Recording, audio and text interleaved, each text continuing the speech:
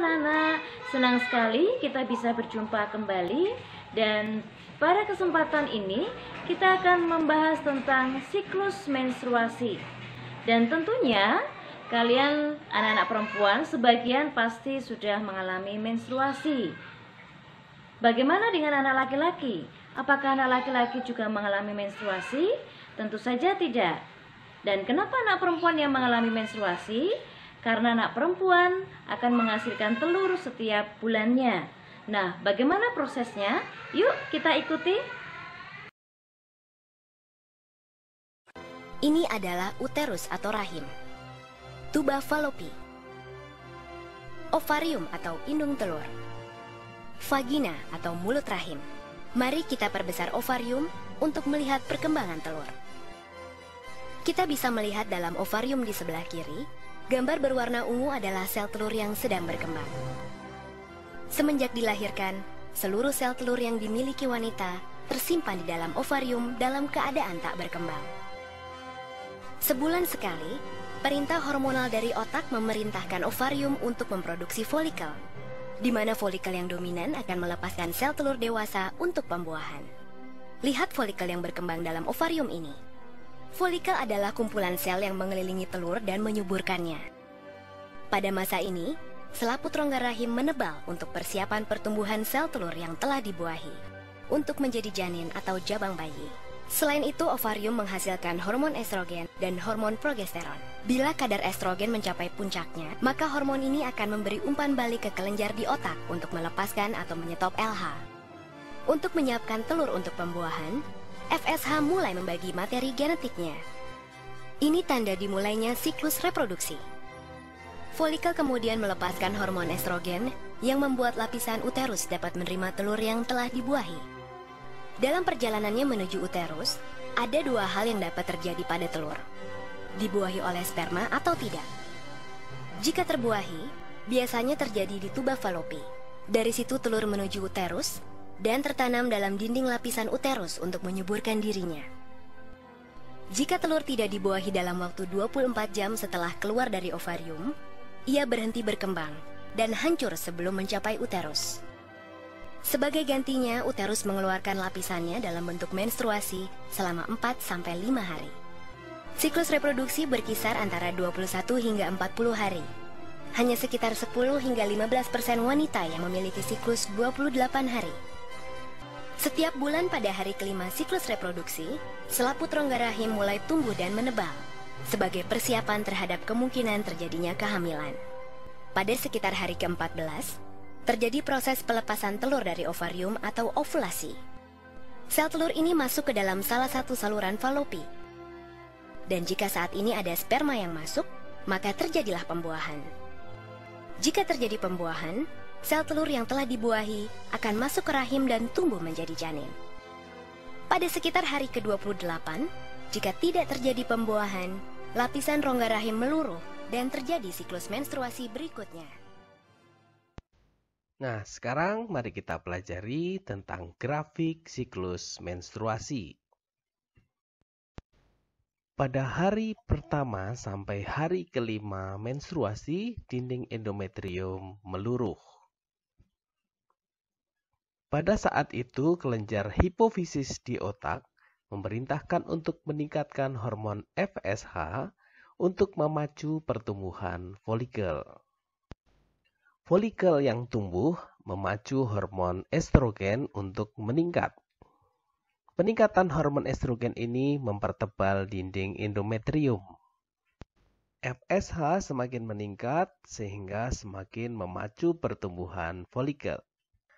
Menjelang hari ke-14, hormon LH meningkat yang menyebabkan folikel pecah dan sel telur terlepas. Hal ini memicu pertumbuhan hormon progesteron dan estrogen yang semakin menebalkan dinding endometrium. Setelah ovulasi pada hari ke-14, FSH dan LH menurun menyebabkan folikel berkembang menjadi korpus luteum dan korpus abikan.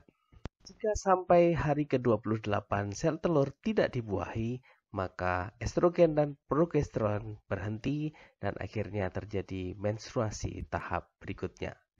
Nah, sekarang cobalah untuk memahami grafik secara utuh seperti gambar berikut.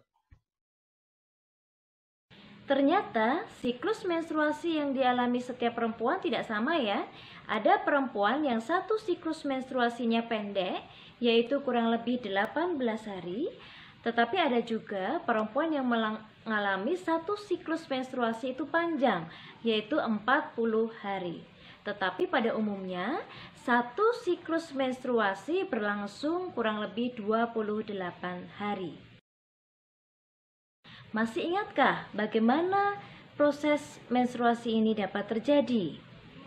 Ya, menstruasi ini dapat terjadi jika sel telur di dalam tuba falopi tidak mengalami pembuahan atau tidak dibuahi oleh sel sperma. Nah, bagaimana kalau sel telur yang ada di dalam tuba falopi ini dibuahi oleh sperma? Yuk, simak penjelasan berikut ini.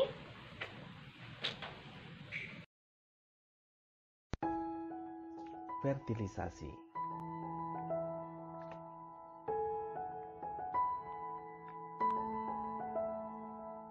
Fertilisasi adalah peristiwa bertemunya sel telur dengan sel sperma. Mari kita cermati proses yang terjadi. Pertama, sperma masuk melalui vagina, menembus ke dalam lubang serviks, ke dalam rahim, dan akhirnya menuju ke dalam tuba falopi, di mana di dalam tuba falopi sudah tersedia sel telur yang siap untuk dibuahi. Banyak sperma yang datang, tetapi hanya satu sperma saja yang dapat menembus dinding sel telur. Setelah ditembus oleh satu sperma, maka dinding sel telur akan mengeras sehingga sel sperma yang lain tidak dapat masuk ke dalam sel telur. Akhirnya inti sel telur dan inti sel sperma bertemu di sini.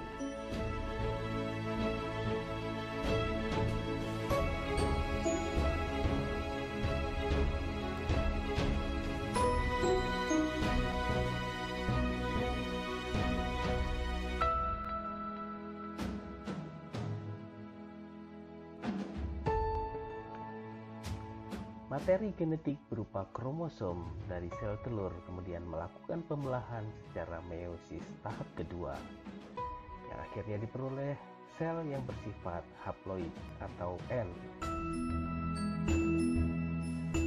Sel yang bersifat haploid atau N ini kemudian akan bertemu dengan sel haploid yang berasal dari sel sperma.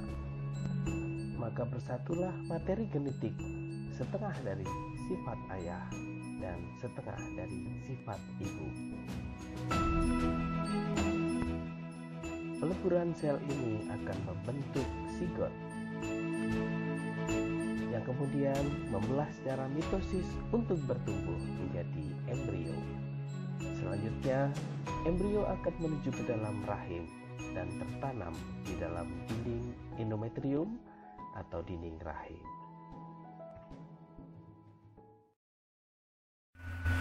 Setelah embrio tertanam ke dalam endometrium, maka seseorang perempuan akan mengalami kehamilan.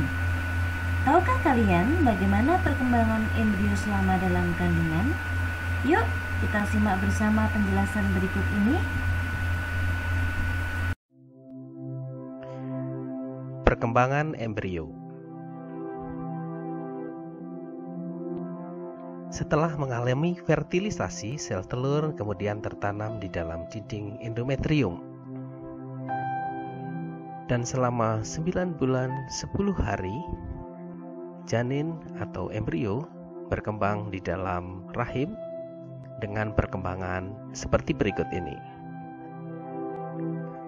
Pada trimester pertama, janin mulai terdengar detak jantungnya. Kemudian pada trimester pertama ini juga, kelengkapan organ seperti alat-alat gerak berupa tangan dan kaki mulai terbentuk. Banyak organ-organ lain yang juga terbentuk pada akhir trimester pertama ini.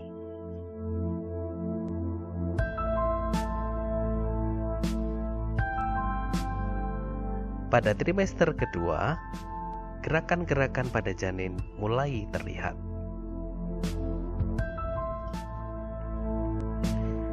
Pada tahapan ini mulai tumbuh rambut, tumbuh bulu mata, dan bulu mata mulai membuka, memisahkan kelopak mata sehingga mata terbuka.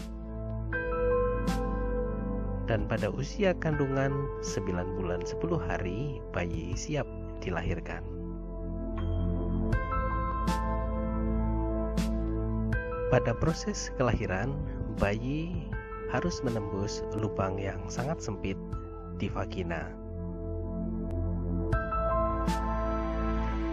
Kepala bayi mempunyai fontanel yang bisa berubah bentuk ketika menembus vagina yang sempit. Setelah kepala bayi keluar, maka bagian tubuh yang lain dapat keluar dengan mudah.